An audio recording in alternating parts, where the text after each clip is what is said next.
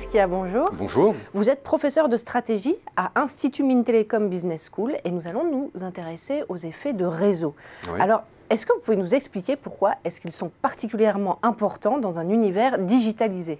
Oui, alors effectivement, ces effets de réseau, comme vous l'avez dit, ont une caractéristique, c'est que dans le domaine du digital, ils sont beaucoup plus prégnants dans d'autres domaines. Donc ça veut dire quoi? Ça veut dire que déjà, dans un premier temps, il faut savoir et garder en tête que les effets de réseau ne sont pas propres ou spécifiques au digital. Ils sont très courants et connus et étudiés dans le domaine de ce qu'on appelle les industries de réseau, c'est-à-dire l'aéronautique, les télécommunications. Mais dans le digital, je dirais, il y a un élément qu'il faut garder en tête et qui est très important, c'est que les technologies de l'information ont une caractéristique intrinsèque qui fait qu'elles participent directement ou elles facilitent les effets de réseau. Et ces caractéristiques, elles sont simples, on les connaît également. C'est la connectivité qui est permise par les technologies de l'information, c'est la générativité et c'est la modularité. Donc tous ces éléments-là, associés au TIC, font que dans ce domaine-là, on va avoir des effets de réseau qui vont être beaucoup plus sensibles que dans d'autres industries. Ce qu'on sait également, c'est que dans le digital, notamment en tenant compte de ce que je viens de dire, les effets de réseau participent directement au processus de création de valeur et qu'à ce titre, ils permettent d'élaborer un avantage compétitif et qu'en corollaire, un autre point extrêmement intéressant, c'est que ce sont également des effets, des éléments qui participent à assurer la position défensive d'une entreprise. À tel point que la littérature sur le sujet parle souvent de winner take all. Alors winner take all, ça veut dire quoi? Ça veut dire quelque chose de relativement simple finalement. C'est que vous prenez aujourd'hui les grands du web comme Amazon, Google et j'en passe, ce sont des sociétés qui sont en situation de quasi-monopole.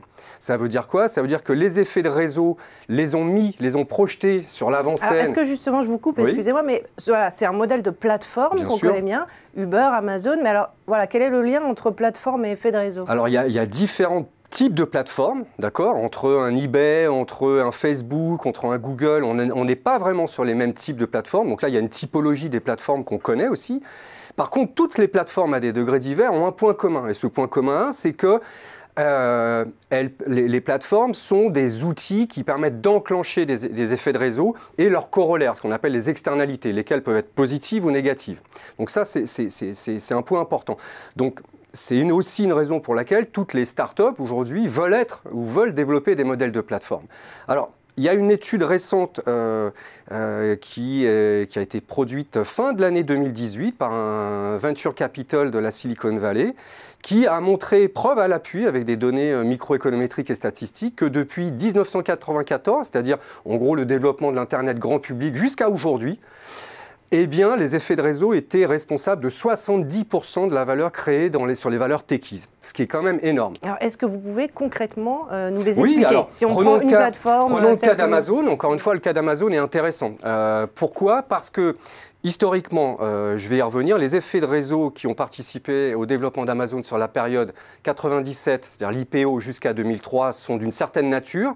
Il va y avoir d'autres effets de réseau qui vont se manifester après 2003 jusqu'à 2008, et donc qui vont se cumuler au précédent. Et sur la période 2018, il y a à nouveau d'autres effets de réseau qui se sont manifestés. Alors si on revient sur la première période, c'est-à-dire 97-2003, un effet de réseau très simple que l'on peut illustrer et qui a directement participé au succès d'Amazon, c'est que plus vous allez avoir un éventail de produits disponibles sur la plateforme Amazon, donc plus la sélection va être large, et bien plus vous allez renforcer l'expérience utilisateur et drainer du trafic sur la plateforme. En drainant du trafic sur la plateforme, vous allez attirer des vendeurs tiers. Je vous rappelle que le programme d'affiliation mis en place par Amazon à la fin des années 90, à la fin de l'année 99, c'est l'Amazon Associate Programme. Quand vous gardez en tête que le programme a été lancé en 1999, en 2003, il y a déjà 1 300 000 vendeurs tiers qui sont associés à Amazon et qui vendent leurs produits. Et donc, ça va attirer, comme je l'ai dit, des vendeurs tiers sur la plateforme. En attirant des vendeurs tiers sur la plateforme, ça va avoir deux effets importants. Le premier, c'est que ça va permettre de baisser la structure de coût